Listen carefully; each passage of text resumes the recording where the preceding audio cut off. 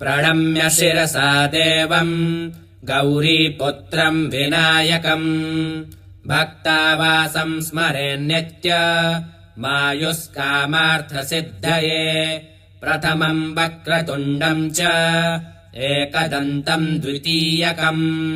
तृतीयम् कृष्णपिङ्गाक्षम् गजवक्त्रम् चतुर्थकम् लम्बोदरम् पञ्चमम् च षष्ठम् विकटमेव च सप्तमम् विघ्नराजेन्द्रम् धूम्रवर्णम् तथाष्टमम् नवमम् बालचन्द्रम् च दशमम् तु विनायकम्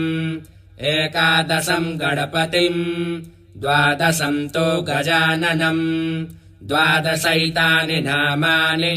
त्रिसन्ध्यम् यः पठेन्नरः न च विघ्नभयम् तस्य सर्वसिद्धिकरम् परम्।